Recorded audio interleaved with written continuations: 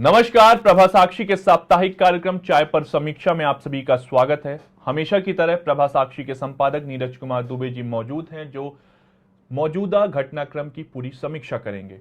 इस सप्ताह देश में काफी कोहराम रहा। संसद से लेकर सड़क तक में कांग्रेस ने जमकर विरोध प्रदर्शन किया।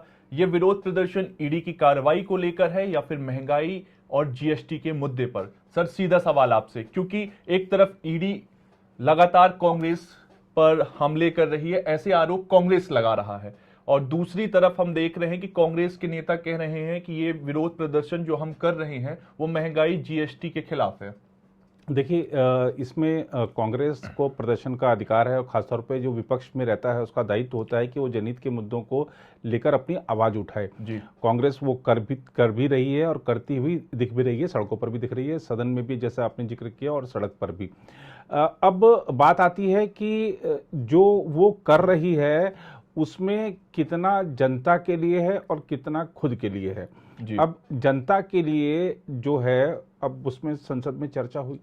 जब सदन में वित्त मंत्री निर्मला सीतारमण महंगाई पर चर्चा के बाद जवाब दे रही थी, आपको जवाब सुनना चाहिए था, आपने जवाब नहीं सुना, आपने बहिर्गमन कर दिया और वो जाहिर कर दिया कि आप जनता के लिए करने की बात तो कर रहे हैं, लेकिन शायद उसमें पूरी वास्तविकता नहीं है जो आप वो कह रहे हैं। आपको चर्चा, जब वित्त मंत्री जवाब दे रही थी, आपको सुनना चाहिए था, और अगर आप वित्त मंत्री के जवाब से असंतुष्ट होते, आप फिर से कोई काउंटर क्वेश्चन कर सकते थे, नियमों के तहत फिर से बात रख सकते थे, लेकिन आपने ऐसा नहीं किया। आपने पहले तो एक हफ्ता सदन का बर्बाद कर दिया कि महंगाई पर चर्चा कराई, महंगाई पर चर्चा कराई, सरकार महंगाई पर चर्चा कराने से भाग रही है। जब महंगाई पर चर्चा हुई, आपने अपनी बात रखी, लेकिन जब सरकार ने अपनी बात रखी तो आपने बात नहीं सुनी। एक चीज़ ये हुई। दूसरी चीज़ ये है कि अब ये ठीक है कि महंगाई बढ़ी है, इसमें कहीं कोई दो राय नहीं है, और जो खासतौर पर मध्यम वर्ग है, जो निम्न वर्ग है, वो महंगाई से ज़्यादा पीड़ित है। जीएसटी बहुत सारी चीज़ों पर और लग गया है, उससे भी लोग परेशान हैं। जो गैस सिलेंडर के दाम हैं वो भी बढ़ रहे हैं, जो पाइप्ड नेचुरल गैस होती है उसके दाम बढ़ गए हैं। पेट्रोल और डीजल के दामों में स्थिरता भी फिलहाल बनी हुई है, लेकिन कुल मिलाकर महंगाई से हर आदमी परेशान है। लेकिन हमको ये भी देखना चाहिए कि वैश्विक कारण भी हैं इस महंगाई के, और सरकार ने यही सब बताया है। और ये जो भारत सरकार कहे हमको उस पर विश्वास नहीं करना है, तो आप जरा हमारे आस पड़ोस के देशों का हाल देख लीजिए। 2 साल कोरोना महामारी में निकले हैं, बाकी देशों का क्या हाल हो गया है। भारतीय अर्थव्यवस्था की जो नींव है वो पहले से ही सुदृढ़ है, और हम वापस खड़े हुए हैं, तेजी से आगे बढ़ रहे हैं। ठीक है, महंगाई है और उसके लिए बहुत सारे वैश्विक कारण हैं, और सिर्फ हमको अपने ही देश में नहीं, दूसरे देशों से भी एक बार वहाँ के भी समाचारों पर नज़र डाल लेनी चाहिए कि वो किस तरीके से वहाँ पर इन्फ्लेशन रेट क्या है। और अगर आप बात करते हैं, ठीक है, अभी 6-7% की जो इन्फ्लेशन रेट है, कांग्रेस के शासनकाल में ये डबल डिजिट में भी पहुंच गई थी। इससे भी कांग्रेस इनकार नहीं कर सकती है। और आरबीआई लगातार कदम उठा रहा है, चाहे वो रेपो रेट बढ़ाकर महंगाई पर काबू करने का प्रयास हो या अन्य प्रयास हो, लगातार प्रयास हो रहे हैं। लेकिन जहां तक राजनीति की बात है, अब कांग्रेस ने जो प्रदर्शन किया है जीएसटी के मुद्दे पर, महंगाई के मुद्दे पर, शुक्रवार को, अब आप देखिए लगातार ईडी की छापेमारी हो रही है। यंग इंडिया का जो कार्यालय है उसको सील किया गया। उसके बाद फिर मल्लिकार्जुन खड़गे की उपस्थिति में वहाँ पर जांच की गई, जो दस्तावेज हैं उनकी पड़ताल की गई। तो इस सब के बाद आप फिर से अचानक से महंगाई पर आप प्रदर्शन कर रहे हैं।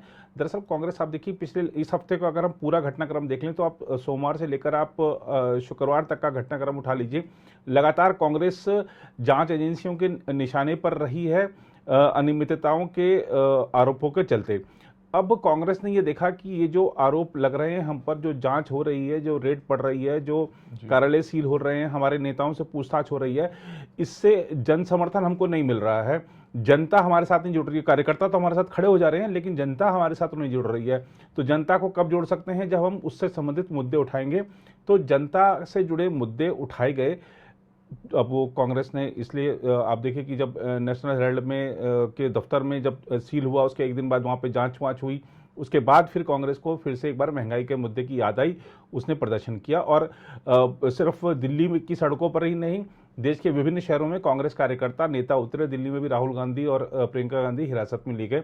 लगातार कांग्रेस एक्शन के मूड में नजर आ रही है। और हमको ये भी नहीं भूलना चाहिए कि कांग्रेस ने वादा कर रखा है कि अगस्त 2022 में हम पार्टी को पूर्णकालिक अध्यक्ष देंगे, जो कि 2019 का जो लोकसभा चुनाव था उसके बाद से नहीं है कांग्रेस का पूर्णकालिक अध्यक्ष।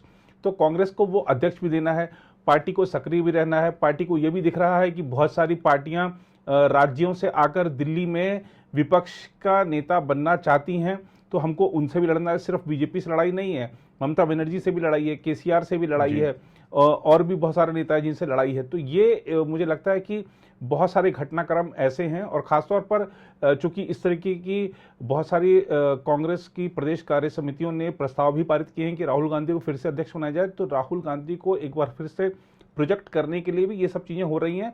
और राहुल गांधी ने कहा है कि मैं डरूंगा नहीं, मैं झुकूंगा नहीं। लोकतंत्र है, किसी को डरना भी नहीं चाहिए, झुकना भी नहीं चाहिए, लेकिन जो एजेंसियां काम कर रही हैं उनको काम करते देना चाहिए। और हमको सिर्फ कांग्रेस को ही सोचना चाहिए, खासतौर पर कांग्रेस का नेताओं को, कार्यकर्ताओं को सोचना चाहिए कि हमें सिर्फ एक परिवार के लिए नहीं खड़ा होना है, हमको पूरी पार्टी के लिए खड़ा होना है। अगर ये जो एकजुटता आज सड़कों पर दिख रही है कांग्रेस की गांधी परिवार के लिए, यही एकजुटता वो दिखा दे पार्टी को फिर से खड़ा करने के लिए, तो निश्चित रूप से कांग्रेस खड़ी हो जाएगी। सर, आपने बोला कि पार्टी को खड़ी होने के लिए एकजुटता की ज़रूरत है। मेरा सवाल सिर्फ इतना है कि साल 2019 के लोकसभा चुनाव के बाद जब राहुल गांधी ने इस्तीफा दिया, तो इसके बाद पार्टी में क्या कुछ बदला? ठीक, दूसरा सवाल इसी में मेरा ये है कि अगर राहुल गांधी को फिर से अध्यक्ष बनाया जाता है कांग्रेस का, तो वो किस रणनीति के आधार पर आगे बढ़ेंगे? क्योंकि जब वो पिछली बार अध्यक्ष थे तो उन्होंने युवाओं को मौका दिया था, लेकिन उनके साथ जितने युवा थे सब पार्टी से छिटक गए, दूसरी पार्टियों में चले गए, और वहाँ पे वो नेतृत्व कर रहे हैं। देखिए, इसमें हमको एक चीज़ देखनी होगी कि खासतौर पर हमने कहा कि कांग्रेस के अध्यक्ष पद से जब राहुल गांधी ने 2019 में इस्तीफा दिया था, तो परिस्थितियां सबके सामने थी। उनके नेतृत्व में चुनाव लड़ा गया था, उन्होंने नैतिक जिम्मेदारी लेते हुए इस्तीफा दे दिया था, और उस इस्तीफे के बाद कोई नया अध्यक्ष नहीं बना, क्योंकि नया अध्यक्ष गांधी परिवार के बाहर का नहीं बन सकता है कांग्रेस का, तो इसलिए नया अध्यक्ष बना नहीं, और इसी चलते पार्टी पूरी तरह से बिखर गई। जो युवा थे उन्होंने भी देखा कि हमारी कोई पूछ ही नहीं है, हमारा करियर जो है वो डामाडोल नजर आ रहा है, तो वो चले गए, दूसरी ओर चले गए। अब आपने जो सवाल पूछा है कि जो अब वर्तमान परिस्थितियां हैं उसमें क्या वो युवाओं को आगे बढ़ा पाएंगे, मुझे लगता है कि युवाओं से ज़्यादा आगे बढ़ाने का जो कांग्रेस का जो भी नया अध्यक्ष बनेगा उसका ज़्यादा जोर इसी बात पर रहेगा कि हमारे प्रति, खासतौर पे गांधी परिवार के प्रति निष्ठावान कौन कौन लोग हैं। अब आप देखिए, उदयपुर में चिंतन शिविर हुआ, उदयपुर में कांग्रेस ने निर्णय किया कि हम जो बार बार लोकसभा राज्यसभा के टिकट दे रहे हैं उन लोगों को अब नहीं बनाएंगे उम्मीदवार, और हम जो बार बार चुनाव हार जा रहे हैं उनको भी नहीं बनाएंगे उम्मीदवार, और खासतौर पे हम युवाओं को मौका देंगे। लेकिन जब राज्यसभा चुनाव भी हाल ही में हुए तो सिर्फ और सिर्फ उन लोगों को टिकट दिए गए जो कि गांधी परिवार के प्रति निष्ठावान थे।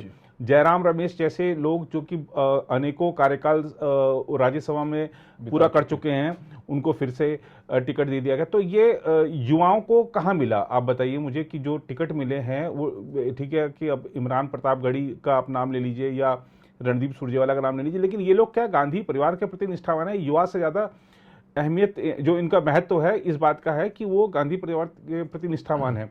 तो परिवार के प्रति निष्ठावान लोग ही आगे बढ़ेंगे, चाहे वो युवा हो या बुजुर्ग हो। मुझे लगता है कि जो भी कांग्रेस अध्यक्ष नया आएगा उसको इसी दिशा में काम करेगा, क्योंकि उन्होंने देख लिया है कि खासतौर पर हाल ही में जिस तरीके से बहुत सारे नेता छोड़कर गए कांग्रेस पार्टी, उसके बाद शायद गांधी परिवार ने अब सिर्फ निष्ठावान लोगों को ही आगे बढ़ाने का एक फैसला किया है। बिल्कुल सर। और मेरा अब दूसरा सवाल जो आगे हम अपने कार्यक्रम बढ़ रहे हैं, तो वो ये है कि हर घर तिरंगा कार्यक्रम चल रहा है। प्रधानमंत्री नरेंद्र मोदी ने देशवासियों से अपील की कि सोशल मीडिया में जो आपकी डीपीज हैं उसमें आप तिरंगा को लगाइए। लेकिन दूसरी तरफ हमने देखा कि कांग्रेस ने एक हिसाब से प्रधानमंत्री की अपील को ठुकराते उन्होंने अपनी एक अलग मुहिम शुरू की। उन्होंने पूर्व प्रधानमंत्री जवाहरलाल नेहरू की तस्वीर के साथ तिरंगे को लगाया। तो इसे आप किस तरह की राजनीति देखते हैं? देखिए, तिरंगे में तो राजनीति होनी ही नहीं चाहिए। तिरंगे में तो वो अपार शक्ति है कि वो सबको एकजुट करते हैं। हमारे 135 करोड़ जो देशवासी हैं, वो सिर्फ एक वो तिरंगा है, उसके नाम पर, उसकी आन बान और शान के लिए सब एकजुट हो जाते हैं। तिरंगे की जहां पर बात आती है सब एक स्वर में बोलते हैं, लेकिन उस तिरंगे को लेकर राजनीति हो रही है, तो ये दुखद है। प्रधानमंत्री जी ने अपील की कि अपने सोशल मीडिया प्लेटफॉर्म्स पर जो डीपी है उसको तिरंगे की लगाइए। बहुत सारे लोगों ने लगाई भी। अब कांग्रेस के लोगों ने भी लगाई, और प्रथम प्रधानमंत्री देश के पंडित जवाहरलाल नेहरू का हर व्यक्ति सम्मान करता है, उनके योगदान का, चाहे आज़ादी के संघर्ष में उनका योगदान हो, चाहे आज़ाद भारत में उन्होंने जो बहुत सारी चीज़ों की जो नींव रखी थी, जो लोकतंत्र की नींव भी कह सकते हैं हम, तो वो उनके योगदान को कोई कमतर नहीं आंक सकता है। वो भारत रत्न हैं, भारत के महापुरुष हैं और खासतौर पे प्रथम प्रधानमंत्री रहे हैं, तो सबके लिए वो आदरणीय हैं, इसमें कहीं कोई दो राय नहीं है। लेकिन अब कांग्रेस के लोगों ने प्रथम प्रधानमंत्री जवाहरलाल नेहरू जी ने जो ध्वज पकड़ा हुआ है उसकी फोटो लगा ली। यहाँ पर देखिए ये संदेश जाता है, इसमें गलत कुछ नहीं है, लेकिन संदेश ये जाता है कि क्या आज़ादी के संघर्ष में सिर्फ एक परिवार का योगदान था? आज़ादी के संघर्ष में क्या सिर्फ गांधी परिवार का योगदान था? देश के हर गली से, हर मोहल्ले से, हर घर से जो लोग स्वतंत्रता संग्राम में कूदे थे, क्या उनका कोई योगदान नहीं था? तो ये देखिए, ये भी एक ये अलग चर्चा का विषय हो सकता है कि क्या इतिहास में उन लोगों को जिनका हर गली से, हमने बात करी, हर गली से, हर घर से जो लोग शामिल हुए थे, इतिहास में उनके बारे में क्या जानबूझ के नहीं पढ़ाया गया? क्या श्रेय शुरू से ही एक ही परिवार को, एक ही पार्टी को देने का एक रणनीति के तहत सारी चीजें आगे बढ़ी थी? एक ये अलग विषय हो सकता है, लेकिन मेरा सवाल ये है कि हम, ठीक है, आपने वहां पे लगा ली पंडित नेहरू की फोटो, आप लगाइए, कहीं कोई दोहराई नहीं, लेकिन आप खुद भी तो झंडा पकड़ के लगा सकते हैं अपनी फोटो। मैं अपनी डीपी अगर मान लीजिए मेरे को, मैं अगर अपने मेरे पिताजी ने झंडा पकड़ा हुआ है, मैं उसकी लगा रहा हूँ, उसमें गलत नहीं है, लेकिन मैं क्यों नहीं लगा सकता? मैं भी तो अपनी तिरंगे वाली फोटो लगा सकता हूं। तो ये दिखाने का प्रयास हुआ है और ये बताने का प्रयास हुआ है कि हम एक परिवार की पार्टी हैं और हम इसी आधार पर चलेंगे। अब चलिए ठीक है, गांधी परिवार की बात छोड़ दीजिए, जो परिवारवादी आधारित जो दल हैं उनकी सोच ऐसी है। अनुराग जी, अभी के स्टालिन जो डीएमके के नेता हैं, तमिलनाडु के मुख्यमंत्री हैं, उन्होंने जो अपनी डीपी लगाई है वो भी उन्होंने वो लगाई है जिसमें उनके पिताजी हैं और वो राष्ट्रीय ध्वज वहां पर है। तो ये क्या दर्शाता है? ये दिखाता है कि उस सोच से वो बाहर नहीं निकल सकते हैं, उनकी सोच वहीं तक सीमित है। परिवार ही उनके लिए पार्टी है, परिवार ही उनके लिए देश है, परिवार ही सब कुछ है और वो उस सोच से बाहर नहीं निकलेंगे। तो कुछ लोग इसमें भी राजनीति करते हैं। अब आप देखिए महबूबा मुफ्ती ने वो ध्वज लगाया है जो अपने डीपी में, जो कि जम्मू कश्मीर का जो पूर्व जम्मू कश्मीर था, जिसका एक राज्य झंडा होता था, जो कि अमान्य हो चुका है। आप उसको लगा रहे हो, कह रहे हैं कि हम उसको भूल नहीं सकते। 370 हट चुका है। जम्मू कश्मीर का जो पूर्ण विलय भारत में है वो हुआ है। भारत में एक ध्वज है, एक संविधान है, आपको उसका पालन करना चाहिए। दूसरा ध्वज कहाँ से आ गया? हमारे लिए, सबके लिए एक ध्वज होना चाहिए। इस पर राजनीति करना ही गलत है। और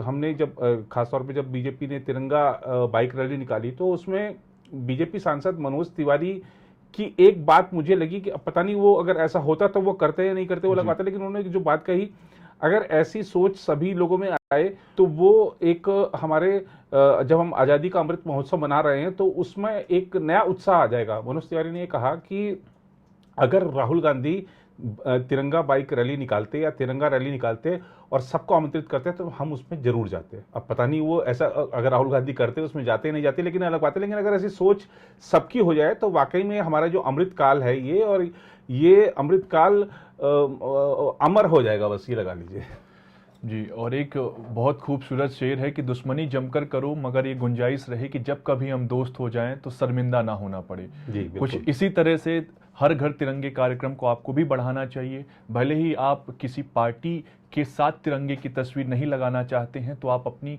तस्वीर के साथ तिरंगे को लगाइए। और इसके अलावा अगर आपको देखना है तो आप बर्मिंघम में जाइए, वहाँ पर आपका तिरंगा सम्मान के साथ लहरा रहा है। भारतीय खिलाड़ी हिंदुस्तान का सर फख्र से ऊपर कर रहे हैं। तो इस सप्ताह के लिए बस इतना ही। अगले सप्ताह फिर आपसे मुलाकात होगी किसी अन्य विषय पर चर्चा के साथ। तब तक मुझे यानी अनुराग गुप्ता और प्रभा साक्षी के संपादक नीरज कुमार दुबे जी को दीजिए इजाजत। नमस्कार। अगर आप भी लेना चाहते हैं देश दुनिया की तमाम जानकारी तो आज ही सब्सक्राइब करें हमारे चैनल को। साथ ही नीचे दिए बेल आइकन को जरूर दबाएं ताकि हर अपडेट आप तक पहुंच सके।